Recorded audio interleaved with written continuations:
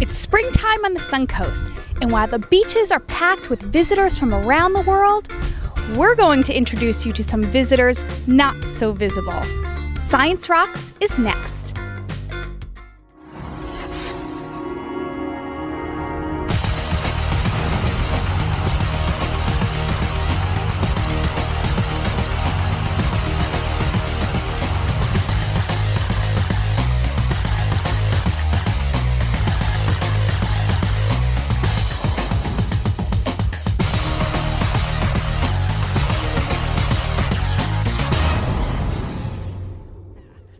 Hello, I'm Laura Spence, the STEM coordinator for Pinellas County Schools.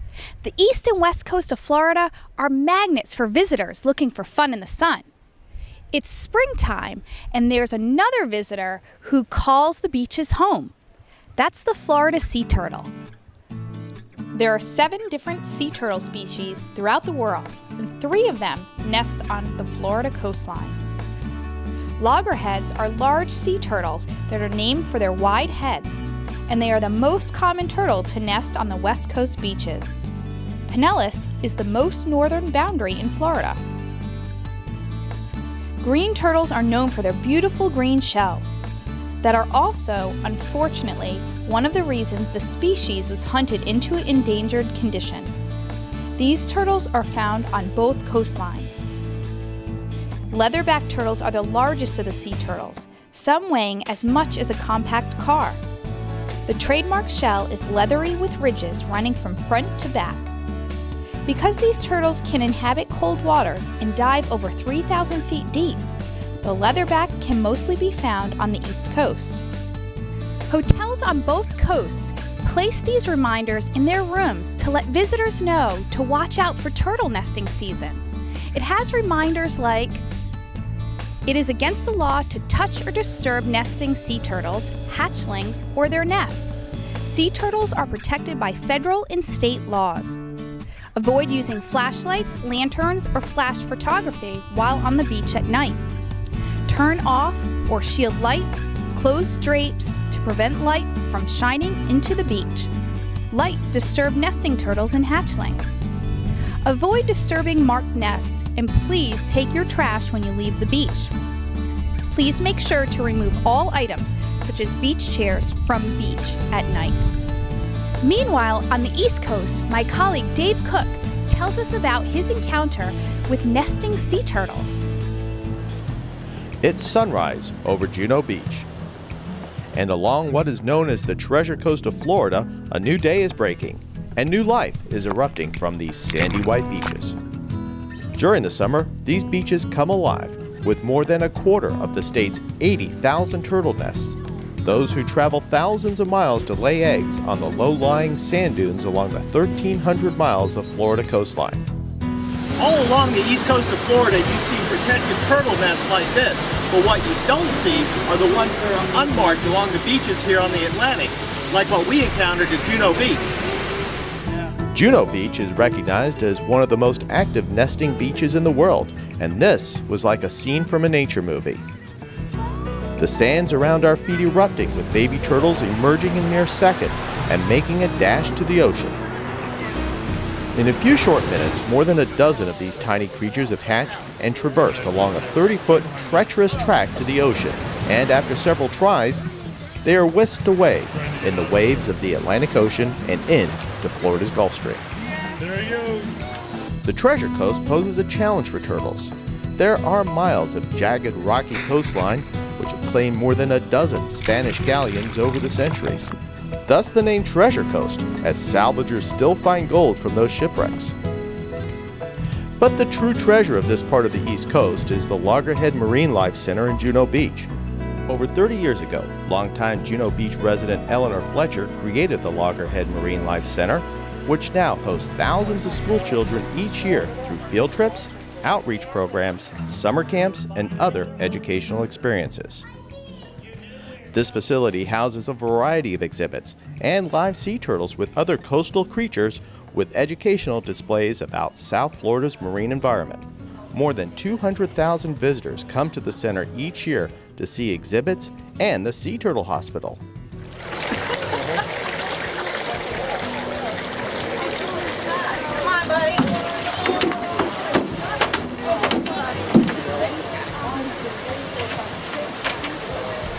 The only one of its kind between Orlando and the Florida Keys.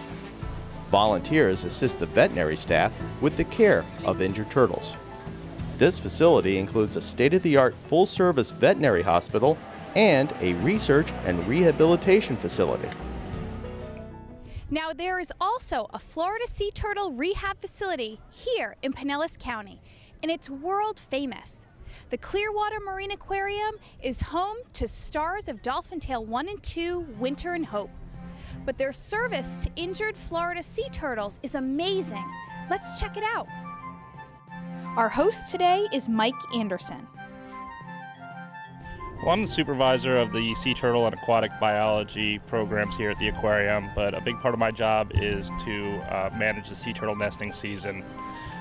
Basically, we go out and patrol 26 miles of beaches, and we look for nesting activity along our beaches for sea turtles, and we'll mark off the nests and try to protect them to make sure they hatch safely and everything works out okay for them. Well, we have many ambassador animals here, many sea turtles that were rehabbed here, but we're not capable of being released back into the wild.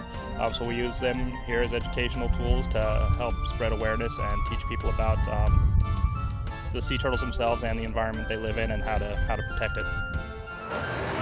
He's pretty active, Harold. Yeah, the thing with Harold is he had neurological issues. When he was found just crawling around in circles on a beach as a juvenile sea turtle, which is very abnormal because generally the only time sea turtles come out of the water is to come up on the beach to lay their eggs, and that's the females.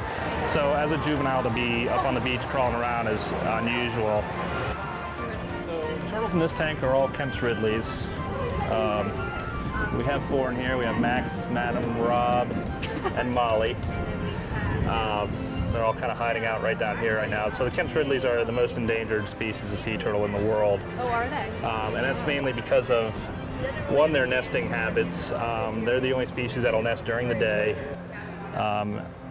which makes them, in the past, easy targets for hunters and poachers. And they nest on beaches, and their main nesting areas were in Mexico and Central America. So down in those areas, they used to rely heavily on the eggs as a food source. So now there's restrictions to help protect the species. We have over 3,000 students in our after-school STEM academies, and we just want to get a public message out about if you're building sandcastles, if you're digging holes in the sand when you go visit the beach, what should you do after that? Oh, that is another big thing. Obstructions are a big problem for sea turtles, for the females coming in and for the hatchlings. So it's best just to clean up after yourself, fill in your holes, knock down your sandcastles, don't leave any trash or furniture out on the beach at night or during the day. All right, so this is our surgical suite. This is where we do a lot of our surgical procedures. We have our anesthesia machine. We have our laser, which is used to remove our fibropapilloma tumors. And back in the corner, we have some endoscope equipment in case we have to scope any turtles to see if there's anything wrong with them internally. When you're rehabilitating turtles that come into your facility, what are some of the processes that you go through? Well, it depends on what they are here for. They come in for many different reasons. We get fishing line and hook ingestion. This is a video that we took of an actual hook removal procedure. So that's the view through our endoscope, looking into the esophagus of a sea turtle, trying to remove a hook. But just on a day-to-day basis, it's stabilizing the animals when they first get in here through fluid therapy and just making sure they're getting the nutrition they need to stay strong. So, like I said, just outside these windows we have a lot of our rehab animals. These are, boat strikes, entanglements, hook ingestions. Then on the other side of the little road there we have some more tanks that have more sea turtles. That's our fibropapilloma area. With the fibropapilloma virus, we have to keep them quarantined because it's still kind of unsure how the virus is spread, so we don't want them too close to our rehab animals that don't show signs of carrying the virus, just in case. So we keep them pretty well separated. This is our rehab board. These are all our animals in rehab currently. Has their name, what pool they're in, a brief description of what happened to them and the treatments they're receiving. So like I said, we do have some fun themes. We have our music theme, Turtles. Ozzy is still with us. Then we went into movies, Han Solo, Ricky Bobby, Yoda. And then we went into kind of a destination thing. That's where we got Ontario, Ecuador, Zimbabwe. So we just kind of pick a theme and go through the alphabet, and then once we go from A through Z, then we'll start a new theme. So now are these ones that people call in, or is it something that you guys just go out and look for injured turtles? Well, we get them in a variety of different ways. Sometimes people will call them in if they like catch one on the fishing pier. Somebody out on the pier will call us and we'll come out and pick it up. It's basically just people in the public finding them and calling us or calling FWC, Fish and Wildlife, and we'll coordinate to pick up the animal and get it to a rehab facility. Because we get animals from all around the state. There's many different facilities around the state, but as some fill up, if they can't take a turtle, we may get turtles from the East Coast, from South Florida, so they come from all over. And when it is time to release them, we try to bring them back to the area they came from, just so we can return them to some familiar foraging grounds.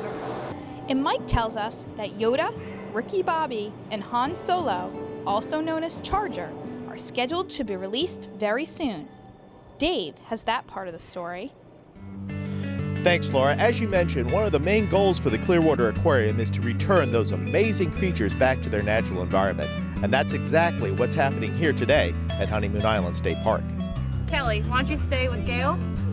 All of these turtles were brought to CMA with different ailments. We rehabilitated them with our amazing staff, interns and volunteers, and a lot of sponsorship from Duke Energy, and that helps us get these animals to what our ultimate goal is, to release them back into the wild.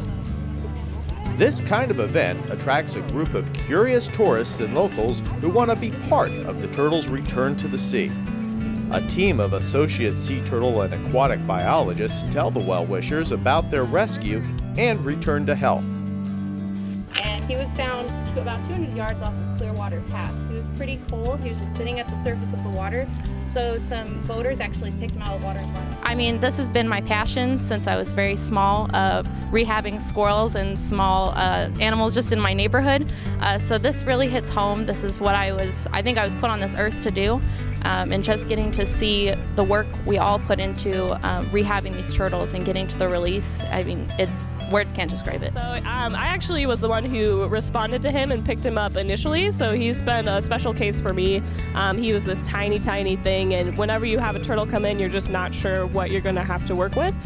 So it's been very pleasing to see him growing up and becoming a lot more active, so it's been really fun for me. It's always sad to send them out, but we always know it's a better environment out there for them, so I couldn't be happier today. You know, I have this bittersweet feeling. I tend to almost get butterflies at these releases because I'm so excited for the animals, but at the same time I'm so sad to see them go, because some of them we do have in rehab for extended periods of time, so you do kind of draw a connection to them. And like I said, you see them go through their worst times, so to see them release, you're excited for them, but at the same time it's like, oh, I'm so sad to see you go. It's great to see you heal and work with you. All right, we got Charger coming down. Time to go. All right, Gail, you're really going to have to get on.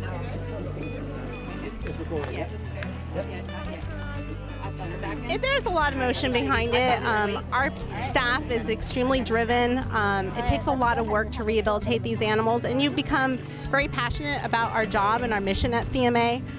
So it's a choice. It's a lifestyle that we live. These animals usually come before a lot of our family members. He's ready for you. All of our goals is to release these guys back into the wild. So a day like today, this is a reward. This is what we work for. And you know, it might be sad to say goodbye, but this is where these animals need to be. And they're going to do fantastic out there. And then it's time for the release. Ready? Yep.